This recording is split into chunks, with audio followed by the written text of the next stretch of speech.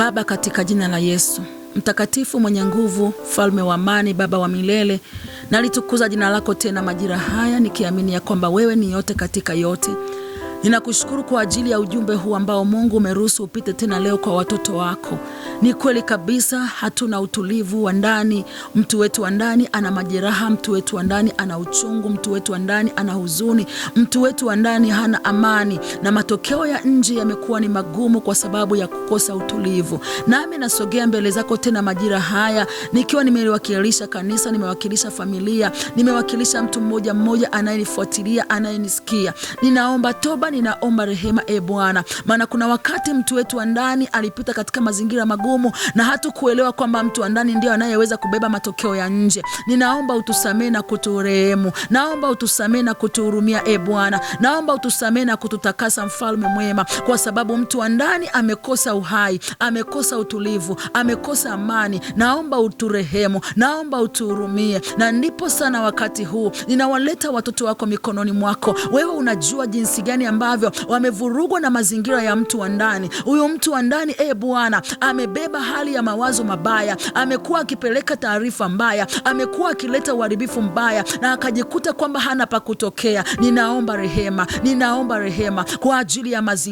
mazingira yetu ya ndani, mazingira ya mtu wa ndani, mazingira ya baba huyu ya ndani, mazingira ya mama huyu ya ndani. Ni kweli amekuwa akihubiriwa, ni kweli amekuwa akitembea na hasira kwa sababu ya kitu ambacho alifanyiwa miaka iliyopita. Akajikuta hana amani na mke wake, hana amani na mume wake, hana amani na ndugu yake, amebeba uchungu moyoni, amejikuta amekwama, amechelewa. Ninaomba rehema, ninaomba samaha, Bwana. Samehe Baba yetu wa mbinguni, tusamehe, tuhurumie, tusamehe, tutakase. Na majira haya, Mungu wa mbingu na nchi, mazingira yameleta matokeo mabaya ya nje. Naomba rehema, naomba neema yako tena Bwana, naomba neema yako juu ya mtu wa ndani, ili aweze kuwa na utulivu, ili aweze kusamehe, ili aweze kuondoa yaliyokuwa yamekaa kwenye ulimwengu wa roho ya maisha yake. Ninaachilia damu ya Yesu kwenye hayo mazingira, damu ya Yesu kwenye mazingira ya mtu wa ndani, damu ya Yesu kwenye mazingira ya mtu wa ndani, damu ya Yesu inayoweza kuondoa hasira, damu ya Yesu inayoweza kuondoa uchungu, damu ya Yesu inayoweza kuondoa mabaya, damu ya Yesu inayoweza kuondoa kisasi, damu ya Yesu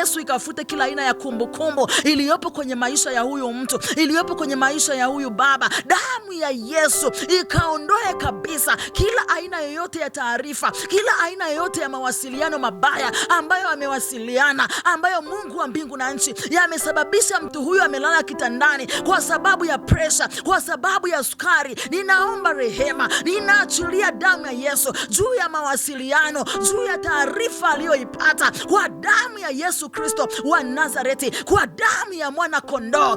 Bwana, mchana wa leo ninawaleta watoto wako mikononi mwako, nikiamini ya kwamba kupitia somo hili na utulivu ambao tumejifunza, Bwana, unakwenda kutusaidia tena, unakwenda kumfungua tena katikati ya maadui, katikati ya watesi ambao wamewazunguka, maadui wanaosema ya kwamba hatofanikiwa kwenye hiyo biashara. Na aliposikia yale maneno, mtu wa ndani akakosa amani, mtu wa ndani akashindwa kuendelea, mtu wa ndani akakwama, mtu wa ndani akabaki na uchungu, mtu wa ndani akabaki na mawazo, akashindwa kuendelea. Hata matokeo yake ya nje yamekuwa ni mabaya, matokeo ya nje yamekuwa ni magumu, kwa sababu ya maadui walioinua vita, walioinua mabaya, walioinua maneno, walioinua taarifa zisizostahili, na akajikuta amekwama. Naipeleka damu ya Yesu, naituma damu ya Yesu sasa iende kwa yule mgonjwa aliyepo kitandani. Ni kweli amekaa muda mrefu pale kwa sababu ya maadui, kwa sababu ya watesi wamemtengenezea kupitia taarifa, kupitia mawasiliano. Amekwama hapo, presha imekuwa ni sehemu yake, sukari imekuwa ni sehemu yake. Bwana, hawezi kutoka, hawezi kuvuka. Naomba neema yako ukamsaidie sasa, ukamtoe sasa, ukamvushe sasa, ili aweze kuwa na utulivu wa ndani, ili aweze kuwa na hatua nyingine tena. Maana tuliona hata Ayubu alipopewa taarifa na maadui ambao Mungu alikuwa wamemzunguka, wakisema na tuone ya kwamba atafanikiwaje, na tuone ya kwamba atavukaje. Mungu wa mbingu na nchi, tunaona jinsi ambavyo Ayubu alichanganyikiwa kwa zile taarifa, akakosa utulivu. Naomba utulivu, naomba utulivu juu ya huyu mama, naomba utulivu juu ya huyu baba, naomba utulivu juu ya huyu kijana kwa maamuzi alionayo Bwana, yawe ni maamuzi yanayotoka kwako, yawe ni maamuzi yanayotoka kwako. Wakati mwingine Bwana, adui amemwandalia watu waje kumletea taarifa mbaya kupitia mtu wake wa karibu, kupitia watu wake wa karibu, naye amechukua maamuzi. Anatamani kujiua, anatamani kujinyonga, anatamani kufanya uharibifu.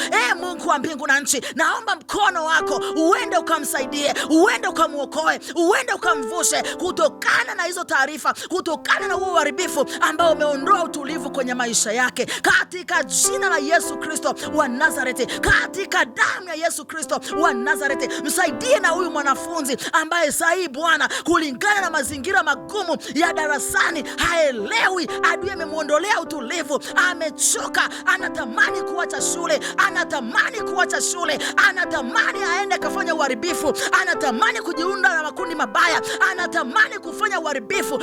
Mungu wa mbingu na nchi, naomba mkono wako ukamsaidie, naomba mkono wako ukamvushe, naomba neema yako isimuache, ili kwamba Bwana awe na utulivu wa ndani na aweze kusikia kile ambacho unasema naye na kumwelekeza, na matokeo yake ya nje yaweze kuwa mazuri. Asante Baba yangu wa mbinguni, asante kwa ajili ya watoto wako, asante kwa ajili ya watumishi wako ambao mchana wa leo wamefuatilia ujumbe huu na watakwenda kusaidika, watakwenda kupona kutoka hatua moja kwenda nyingine, na kurudishia sifa na utukufu Mungu wetu, kwa sababu wewe ndiye unastahili. Asante kwa pendo lako la ajabu, asante kwa huruma hii ambayo Mungu umetupatia tena. Tupe neema ya kusikia, tupe neema ya kusikia, tupe neema ya kuelewa, kusikia sauti yako kama jinsi ambavyo mtumishi wako Samueli ulipomuita. Naomba utupe utulivu, tuweze kuelewa ya kwamba wewe ndio unayesema nasi kupitia mtu wa ndani, ili matokeo yetu ya nje yaweze kuwa mazuri. Asante Roho Mtakatifu, pokea sifa na utukufu na heshima,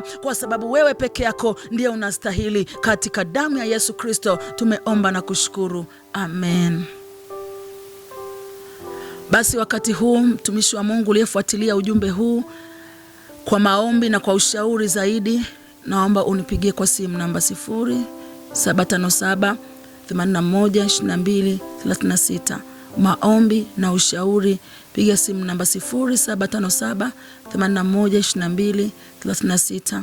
Lakini ikiwa ndani yako unatamani kusapoti kipindi hiki kiendelee kuwepo hewani na kazi ya Mungu iendelee kuwa na matunda kwa watu, basi utasapoti kwa kutumia namba 0784 46 36 36.